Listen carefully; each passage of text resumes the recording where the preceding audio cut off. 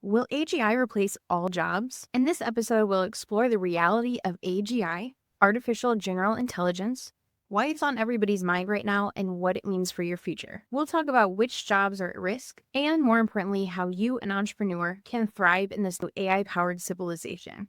My name is Brittany Long. I'm the creator of AI to 100K. First, I'll talk about what AGI is and why everyone's talking about OpenAI's new O3 model. Next, I'll talk about the types of jobs and businesses that are most at risk, answer the big question, what do humans even do if all jobs are replaced, discuss which jobs and businesses are safe for now, and finally, 6 powerful tips to thrive in this AI-powered world. So what is AGI and why is everyone talking about it and why are some people so freaked out about it? AGI stands for Artificial General Intelligence. Unlike the AI tools you're using now, AGI can learn, adapt, and solve problems across a wide range of tasks just like humans, except potentially a lot faster, which is one of the reasons a lot of people are pretty freaked out about it. Unlike the AI tools you're using now that you have to give some parameters and you have to do a little hand-holding with, the theory is that AGI can figure it out on its own. If current AI is a hammer, then AGI is all the tools you need to build the house, and it builds the house itself. Recently, OpenAI announced their O3 model. You may have seen them talk about it on their 12 days of OpenAI. And while it's not yet available to the public, there are people testing out the safeguards as we speak. And the developers at OpenAI said that in some cases, it should be able to perform tasks on its own. It's smarter, faster, and more capable of things that we couldn't even imagine a few years ago. AGI, at least in theory, can manage its own tasks, make decisions, and execute its own plans. Now, if you're getting visions of Skynet, I don't think it's going to be that. But I do think it's going to put a lot of people out of business and out of work. You probably hear people saying things right now, oh, AI could never replace me. A robot could never replace me. Just a few years ago, those same people were saying, AI could never write like me. AI can't bring that same emotion. And I think by now, most people in business realize that it can do that. And in some cases, it can do it even better than you can. In case there's any question, let me be super clear. The reason AGI is such a big deal is because it has the potential to automate and do everything. That means your business, my business, and even most businesses and roles that we may have thought a few years ago were safe. And that leads us to an even bigger question that I'm going to answer in a minute. If AI, automations, and robots take over all jobs, what's left for humans to do? Stick around for that, but first let's talk about what roles businesses are most at risk right now. All right, so here's the tough reality. Predictable, repetitive tasks are already being outsourced to AI. I know it, you know it. In the past, where I would have maybe hired a social media manager, a VA, a copywriter, none of those roles are necessary for me anymore because I have AI helping me. Now, as somebody that has a small business with a limited budget, jobs like virtual assistant, customer service, data entry, all of those freelancing roles, or if you have a business or an agency that does that, many of the things that you're doing can be automated and AI can take over. I imagine by now you probably had a feeling that might be the case. And I know some of you out there might want to say, no, that's not possible. I do it this special way. And that's awesome. But if AI can learn it, AI can do it.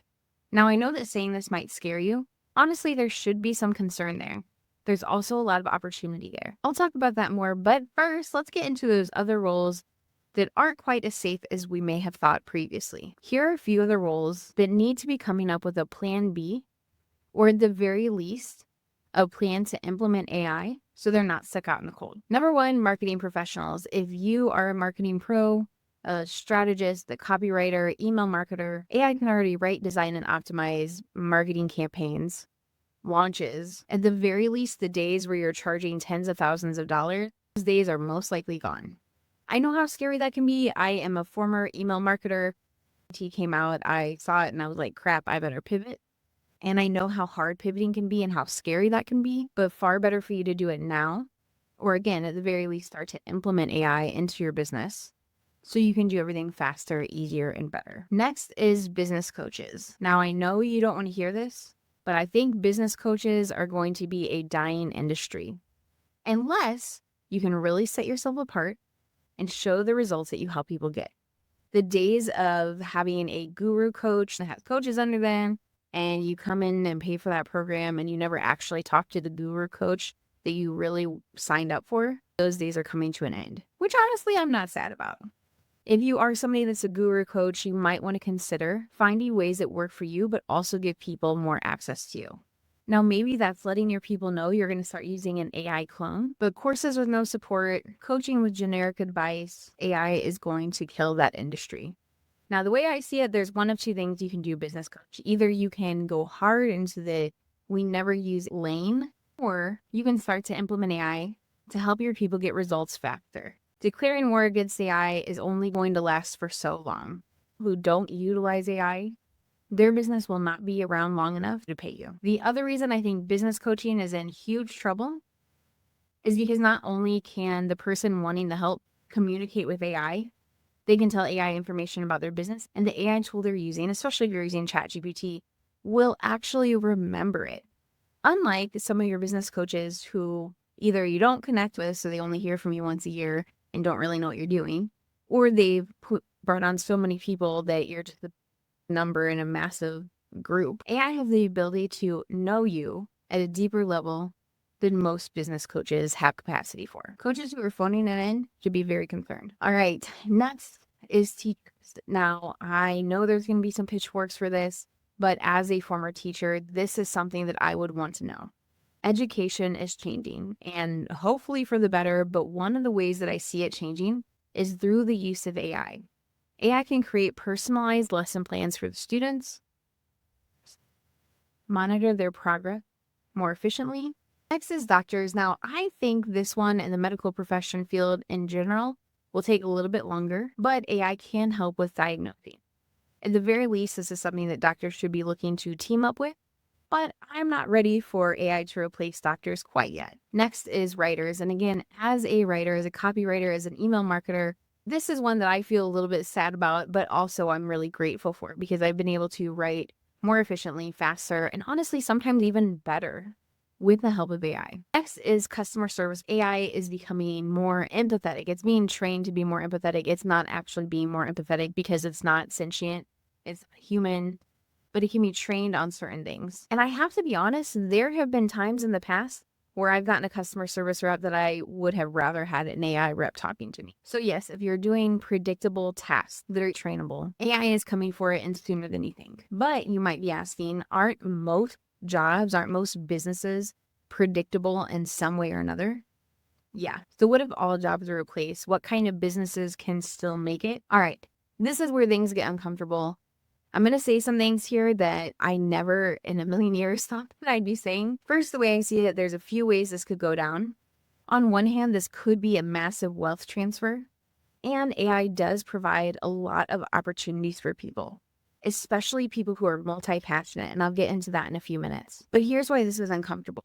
In a capitalist society, so many of us, especially entrepreneurs, have tied our work to our worth. If there are no jobs, if there are no businesses or money for us to make, how do we pay our bills? How do we find fulfillment? And more importantly, how do we redefine who we are? If you find yourself having a difficult time going on vacation and turning off your laptop, turning off your notifications, and just relaxing without reading another business book, then I would encourage you to start thinking about what kind of identity you want to have outside of entrepreneurship. Because one of the ways I see this going down is through universal income, where everyone gets a certain amount to meet their basic needs. This is a little bit controversial, but with AI already doing so much and AGI on the horizon, robotics getting better than ever, I think something like this is a real possibility. Now, I'm curious, let me know in the comments, what do you think about that? Is that something you'd be for or against? Let me know in the comments. Another way this might go down is with some kind of universal income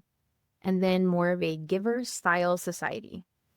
If you haven't read the book, I won't spoil it for you, but everybody in that society has a role, and they're placed in that role for a very specific purpose, from their personality to what they're good at. But is that something that could be done at a large scale? No matter what direction this goes, whether it's the greatest transfer of wealth known to mankind so far, or something far worse, I think one thing is clear. Ultimately, we as entrepreneurs need to find ways to become more than just the work that we do and the money we make. If you haven't already, find ways to contribute, connect, and create outside of traditional business structures where you're exchanging your time, your energy, your knowledge for money. Begin looking for hobbies and other things that you find fulfillment in, so that if this is a shift we see in the next 10, 15 years, you can thrive without going through a major identity crisis. Consider what fulfills you, what brings you hope and joy, and what life might look like outside of work or even without work.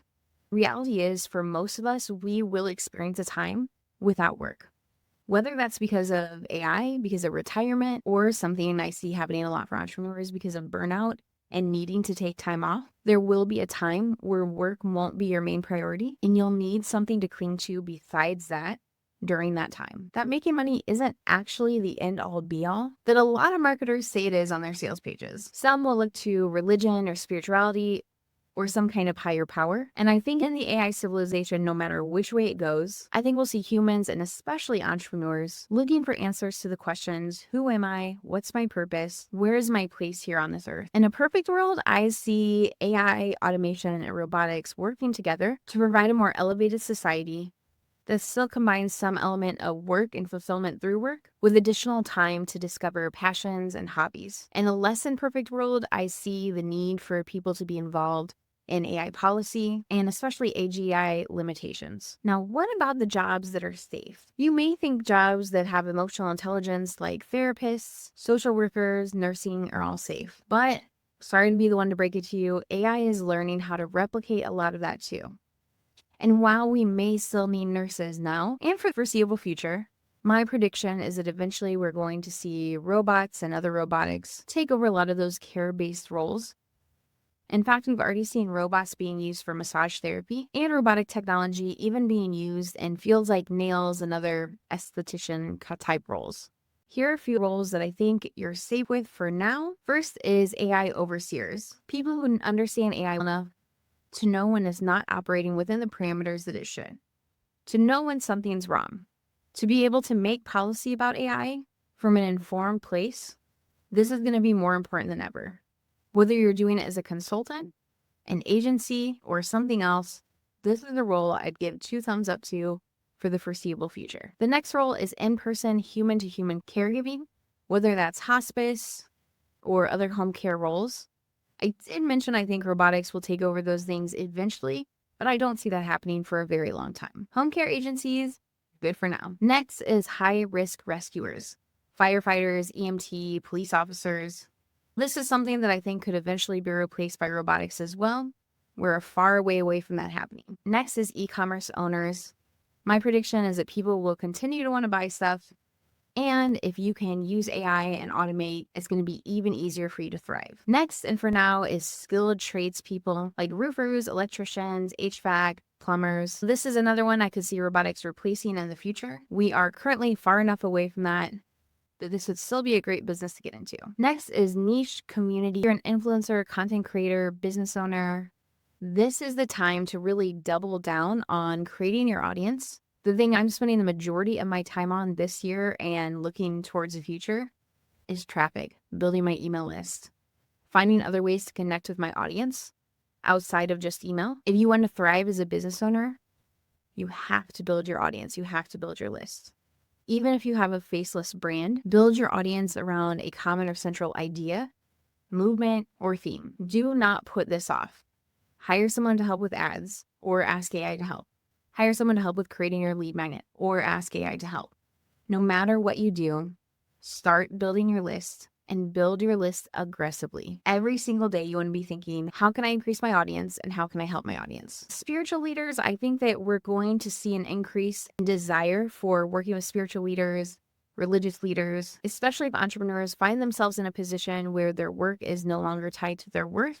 In-person event host. Now, this doesn't necessarily mean an in-person event planner, because AI can help with a lot of that, but I'm talking about people that have event space. Now, what's really interesting is that in 2020, those were the people that really struggled because there weren't as many people coming to their venue, events were canceled. But in the AI civilization, I think these are the people that are really going to thrive as more and more folks want to get together and connect with other humans in person. So if you facilitate that, you help people get together and connect human to human, or you have a venue that allows that, you're in a great position. Finally, this is what I'm very excited about. Those of you who are flexible, multi-passionate entrepreneurs. If you are no stranger to pivot, you pivoted before, you feel weird about it because you're like, oh, everybody thinks I'm probably changing stuff all the time. If you wanted to be consistent with stuff, but you just get so bored, I really think you're the ones that are going to thrive the most business-wise in this new civilization. In fact, with the help of AI, you might even be able to have multiple brands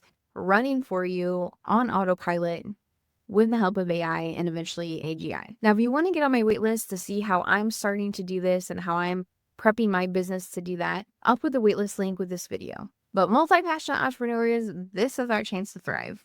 And honestly, I think the people that are like stick with one thing, only do one thing and nothing else, all you think about is work, I think those are the people that are going to struggle in this new AI civilization. The key to having a business that can thrive no matter what new AI advancement is coming out, is to find roles and businesses that require a deep human connection or unpredictable adaptability. We've covered a lot today, and I know you might be wondering, how can my business and I thrive in this AI-powered world, especially with the AGI advancements that seem to be on the horizon? First, and most importantly, lean into AI. Use it to amplify the skills you already have.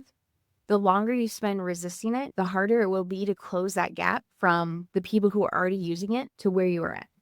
If there's nothing else you get from this video, I hope it's this. Start using AI in your business today if you haven't already. Next, develop a personal brand. There's a lot AI can replicate, but because you're a human, you have this unpredictability. Lean into the special things that you do. Lean into your quirks, lean into your weirdness, and start deviating from what you see everybody else doing, unless that's what you really like. For example, if your aesthetic is not sad beige, don't do sad beige. Don't feel like you have to do someone else's aesthetic or brand or messaging or personality. Really lean into what makes you unique and special. Next, focus on adaptability. The more flexible and willing to change you are, the easier you're going to be able to weather all this AI change. Embracing is the name of the game here. Next, build a community. One of the things you should be spending time on this year, in addition to traffic, is networking. Spending time getting to know other people, their businesses, building relationships with them. Those who will continue to get clients are people that have really great messaging, really great testimonials, really great network, and a really great offer. Invest in lifelong learning, stay curious, and lean into the AI changes. Some of them will not be for you, and that's okay, but many of them will be. And for those of us using AI, it is our responsibility to be aware that there's people who will push the progress forward to the point that it might not be in our best interest. There's also people saying, no progress. My recommendation is to be somewhere in the middle. Push for progress while also acknowledging that there needs to be limitations and safeguards in place. Next, find your purpose. Align your work with something that's meaningful to you. And finally, set out to make as much money as you possibly and ethically can so that if things go well and there is the great wealth transfer, you are ahead of the game. If it goes in the middle and we need to get to a point where there's universal income, you have some savings, you have compounding, and can help out your loved ones who may not be as forward-thinking as you are when it comes to your business and making money. Now, I have a free guide for you. It's 120 ways to use AI in your business today. Click the link that comes with this video. This is a guide I've developed over the last few years and from talking and working with thousands of entrepreneurs to help them use AI in their business. It's yours for free. Click the link that comes with this video. Again, my name is Brittany Long, creator of AI to 100K.